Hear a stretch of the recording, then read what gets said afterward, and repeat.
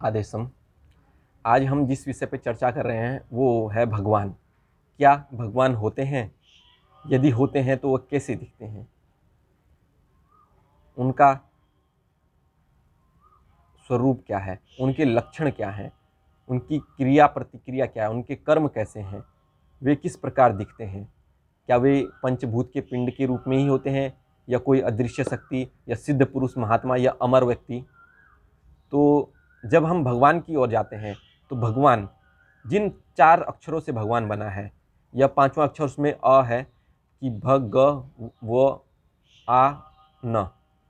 तो जब हम इनकी व्याख्या करते हैं तो भ मतलब भूमि, ग मतलब गगन, व मतलब वायु, अ मतलब अग्नि, न मतलब नीर जल। तो इन पंचभूतों से मिलकर बना हुआ जो पिंड है, और इस पिंड के अंदर जो आत्मा है, और उसके बाहर जो मन चित्त बुद्धि अहंकार और हमारी जो इंद्रियां हैं, ये सब जो रूप है, स्वरूप है, ये मनुष्य का ही रूप है। और भगवान भी मनुष्य रूप में ही आते हैं, या कह सकते हैं कि मनुष्य ही श्रेष्ठ कर्मों को प्राप्त कर, या श्रेष्ठ स्थान को प्राप्त कर, या श्रेष्ठता को प्राप्त कर अपने कर्मों द्वारा भगवान कहलाता है। चाहे वह त्रेता युग की बात हो, द्वापर युग की बात हो, या अभी की बात हो। जब हम भगवान राम के विषय में में की ओर देखते हैं तो हमें एक उच्च आदर्श, जैसे आप रामचरितमानस में राम जी के चरित्र के विषय में पढ़ते हैं, तो जब हम उनकी ओर देखते हैं तो एक श्रेष्ठ आदर्श व्यक्ति के रूप में वो दिखाई देते हैं, कि जिन्होंने अपने वचन के लिए, अपने पिता के वचन के लिए 14 वर्ष का वनवास, अपने राज्य अभिषेक होते हुए, राज्य को प्राप्त करते हुए भी छोड़ दिया। ऐसे राज्य को छोड़ दिया, मतलब अपने पिता के चरणों में समर्पित कर दिया, और वनवास के लिए चल पड़े, केवल अपने पिता के वचन के लिए। तो ऐसे उच्च आदर्श हैं जिनके। उसके बाद फिर जब उन्होंने राज्य का कार्यभार संभाला 14 वर्ष बाद, तो फिर जब ऐसी विपरीत परिस्थिति आई कि उनकी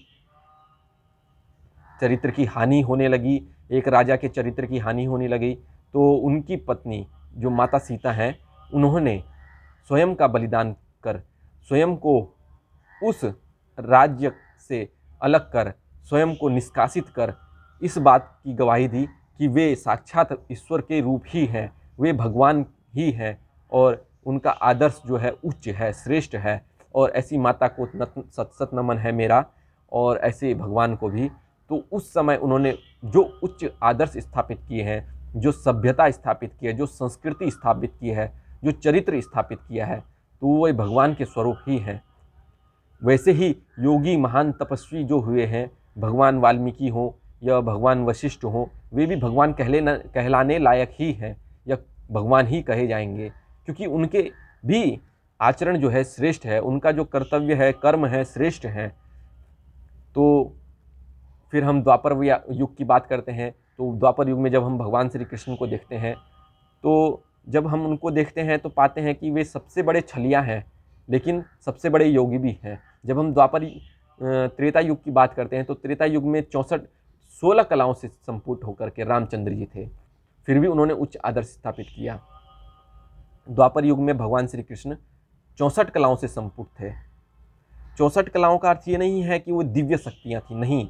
वे जिस प्रकार वेदों का अध्ययन और शास्त्रों का अध्ययन, धनुर्विद्या, ये विद्या, आयुर्वेद, इन सब के पूर्ण ज्ञाता, जो पूर्ण विद्याओं के ज्ञाता, 64 विद्याएं जो थी, उनके पूर्ण ज्ञाता जो थे, योगीश्वर के रूप में जो पूजे जाते हैं, वे भगवान श्री कृष्ण थे, क्योंकि वे 64 कलाओं से या 64 विद्याओं से पूर्णतः आबद्ध थे, अपने अंदर उसको समाहित, 64 कलाओं को समाहित किए थे।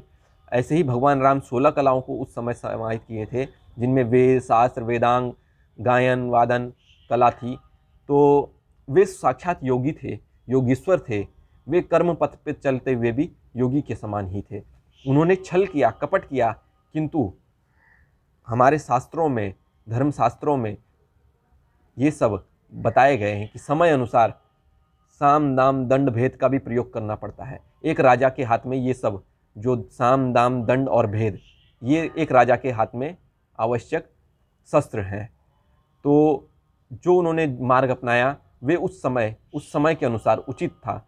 यदि त्रेता युग में एक आदर्श स्थापित करने के लिए, श्रेष्ठ आदर्श स्थापित करने के लिए अपने वचन का पालन करना, सब कुछ त्याग करना श्रेष्ठता का प्रतीक है, तो द्वापर युग में छल करके अधर्म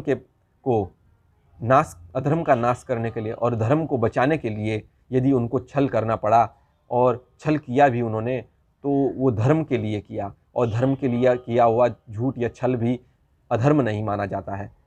भले वह माना जाए, किंतु एक शास्त्र जब कहते हैं तो वह अधर्म नहीं माना जाता है। तो भगवान राम ने एक उच्च आदर्श स्थापित करके स्वयं को समाज को यह ज्ञान दिया कि सबसे श्रेष्ठ भी विष्णु भगवान के जो अवतार हैं, रामचंद्र जी, पृथ्वी में ही हम ही मानव के रूप में ही आते हैं, जो भगवान बन जाते हैं श्रेष्ठ कर्मों द्वारा। और छलिया और द्वापर युग में छल कपट ये सब और योगीश्वर के रूप में जो पूजे गए, सबसे नीचे के स्तर को, मतलब कि एक छल के रूप, कपटी के रूप में हो चाहे किसी भी रूप में हो, वे भी ईश्वर कहे गए, किंतु उन्होंने ऐसा आदर्श स्थापित किया कि सबसे आधार भी मैं ही हूँ और श्रेष्ठ भी मैं ही हूँ, और बाकी जो मनुष्य है इसके बीच के हैं।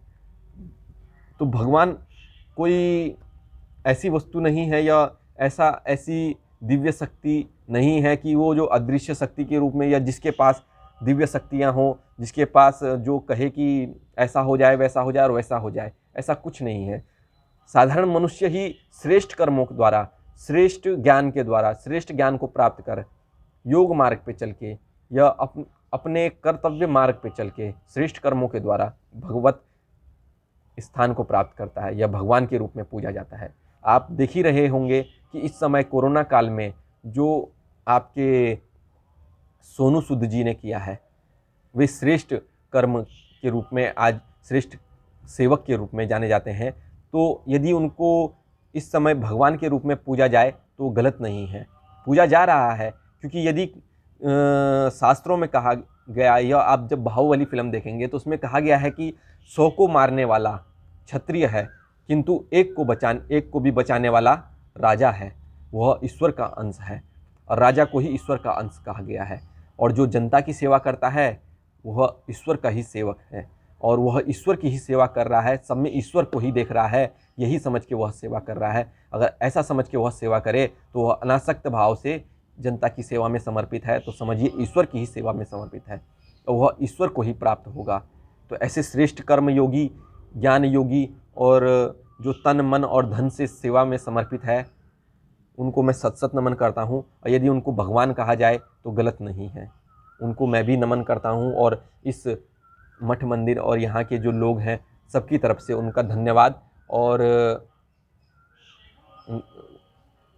कहता हूँ भगवान से कि भगवान उनको एक अच्छी दिशा दें, भगवान उनको आशीर्वाद दें, सुख दें, समृद्धि दें, और जितना वे दे रहे हैं उसका 10 गुना 100 गुना उनको लौटाए, भले वो आशीर्वाद के रूप में हो या किसी अन्य चीज़ के वस्तु विशेष के रूप में, लेकिन उनको अवश्य मिलेगा।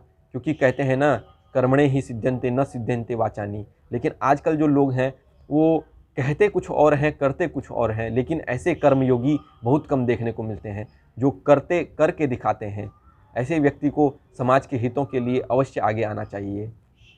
तो ऐसे व्यक्ति को मैं सत नमन करता हूँ, और अपनी तरफ से उनको धन्यवाद देता हूँ, और आदेशम।